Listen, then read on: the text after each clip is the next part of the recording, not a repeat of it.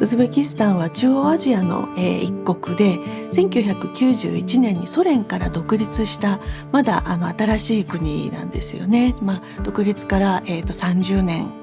少しになりますかね。イスラム文化というのを文化的な基礎に持っていますし、それからもっと遡りますと中央アジアのオアシス地帯に暮らした定住民の人たちの伝統を引き継いでいるのが現在のウズベク人だというふうに考えていただくとイメージがしやすいかなと思うんですね。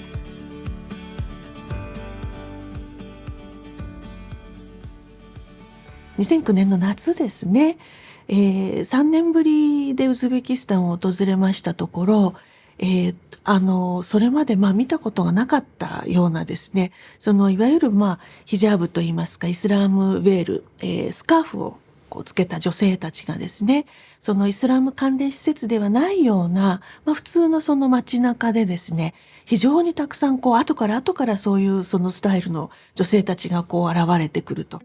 そういうような場面にたまたま遭遇しまして、それまで見たことがなかったようなウズベキスタンの光景がですね、風景といいますか、目の前に現れたというようなことで、ある種そのショックを受けたわけですね。で、私の知らないウズベキスタンが突然目の前に現れたというような感じでですね、これは一体何が起こっているのかと、でどういう背景があってこういうことが起きているのかということを、ぜひ知らなければならないと。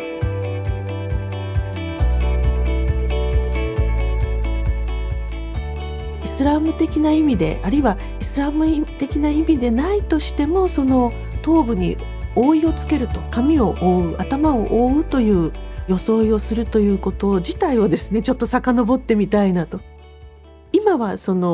かなりグローバルに、世界各地で見られるような形のスカーフを着用しているかなりファッショナブルな女性たちをその時私は見たんですが、遡ってみるとまずはどうなんだろうということで、もともとその歴史研究とその現在研究を行ったり来たりするというのがなんというか私なりの研究のスタイルなので、でロシア革命期あたりまでちょっと遡ってみようということでですね、まずはちょっと歴史的なことをいろいろ調べようと思いました。実はそのソ連時代の一番その初期の、社会主義的な近代化の時にですね、かなり強力なベール根絶運動というのを共産党主導でやっていたということが分かりました。で、その当時、20世紀の初頭頃、ウズベキスタンの領域では女性がその外出するときにですね、コートのようなものをイメージしていただくといいと思うんですが、長い袖のついたコートをですね、頭からすっぽりとかぶって、袖に腕は通さずにすっぽりとかぶって、顔には馬毛で編んだ黒いネットをつけると。で、本当に全身がすっぽり覆われたような形で、外出をするというのがある種の、モラルだったんですね。で、現地の人たちからすると、女性がその顔を見せたり、それから、手足を露出して外を歩くということは非常にはしたないことであると、礼節を欠くことであるというふうに見なされていたと。ところが、ソビエト政権がですね、その社会主義的な男女平等を実現して、女性もその労働者にしなければならないし、また科学的無神論があるので、特にやはり女性をイスラームの影響から引き剥がすというような目的を持って、女性解放運動というのを展開していたということなんですね。1920年代の後半ぐらいですね。で、その中でその女性解放のシンボルになったのがですね、ベールの根絶だったんですね。で、ベールを脱ぎ捨てることがそのソビエト的な新しい生活になること、新しいその生活を始めることへの第一歩であり、女性解放とか男女平等の第一歩であり、ひいてはウズベク人全体がですね、ソビエト的な意味での近代的な民族になる第一歩だというふうに見なされてですね、非常にその、強力なキャンペーンが行われていたということが分かってきました。でイスラム的なものというのはある種その民族文化の中にまぶされるような形でですね、あまり宗教的なものとしておそらく意識されない形でずっと維持されてきたという側面はあるんだと思うんですね。ただそのソ連時代の間に、日常的な実践というのはかなり失われた部分がやはりどうしてもあったと思いますし、それからまたその世俗教育、ソビエト型の教育の下でですね、ウズベク人であっても、そしてムスリムだというアイデンティティを持っていても、宗教的なその実践とかですね、そういうものには関心がなくて、むしろ宗教というもの全般に対してちょっと距離を置くようなある種の宗教アレルギーのようなですね、そういうようなメンタリティを持つ人たちというのは少なからずやはりいると思うんですね。でその一方でよりそのイスラム的な生活を志向する人たちというのが明らかに徐々に増えてきたと、そういうことだと捉えています。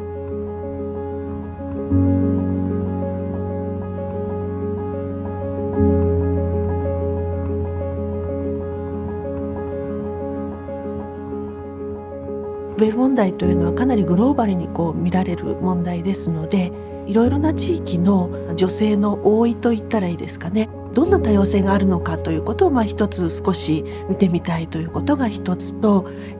それぞれの地域でもってもしそのベール問題というようなものが生じているとすれば、そういう文脈も少し見てみたい。そのムスリム女性の多いについては最近ではそのベール論争とかスカーフ論争というような形でかなりグローバルな議論もされていますけれども、一般にはまだまだ馴染みのない問題かなというところもあり、とりわけ日本ではですね、そうですね、あまりその一般の人たちが関心を持っているという感じではないかなと思います。大体これは普段あまり被ることがなくて、ノールーズとかクルバンとかそういう時によく着てる人がいるかなというぐらいですね。でその右側の方がこれ一般的な被り物なんですけれども、これアゼルバイジャンだと多分バショールといって、よく言われるかなという感じのものになります。そのちょっとお外で共同のキッチンと使う際に、やっぱり外に出るということでこれを着ながら料理をされるそうなんですよね。でこれでその包丁を持ってこうやってやったりとかするんですけど、もう私からするとすごい本当に怖いなと思って、でよくこの熱い鍋とかをこうやってなんかここら辺をうまいことやってこうやって持ってはるんですけど、それが本当にようやらはるなっていうふうに思ったりしました。この上のシャツがここまでスリットが入っていて、それが普通なんですけどがカミーズと呼ばれるもので、この下のものが、シャルワールと呼ばれるズボンになっています。でこれがドゥパッターって呼ばれる大判のストールなんですけど、これを、体に巻いて使います。モロッコの状態ではちょっとなんか似ている場所があると思います。なんか今は女性たちがあんまりヒジャブをかぶってない、かぶってないヒジャブをかぶってない女性が増えてきました。これは多分欧米ヨーロッパからの影響が与えて、そういうヒジャブファッションとかありました。And then you would pin here, and then you would do it pin another at the back of your head, so it looks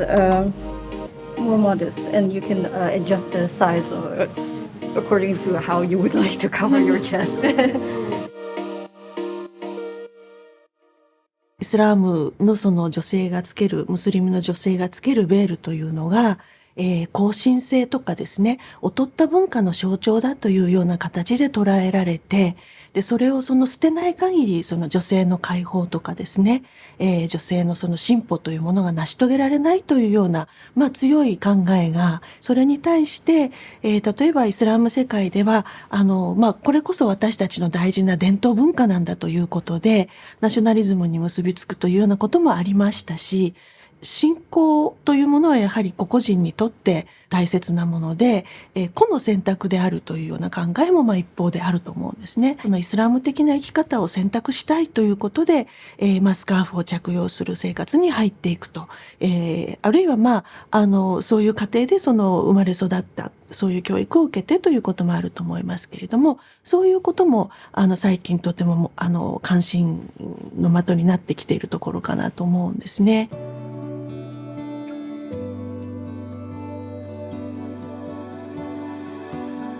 今までのそのヴェールに関する研究の流れが一山越えたかなという実感を持っているんですけれども、その次のステップとしてですね、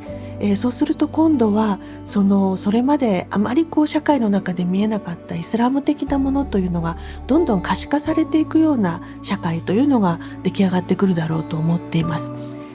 でそうすると、ソ連時代に築かれてきたようなイスラーム抜きの、モダニティというのが見直されて、イスラームを含めてモダニティというようなものを現代的な価値観というのですかね、そういうものを構築し直していくというようなことが始まっていくと思うので、それに着目してみたいと思いますし、それからそういったそのヒジャーブ着用が許可されるというような状況を受けて、女性のその敬虔なムスリムの人たちがですね、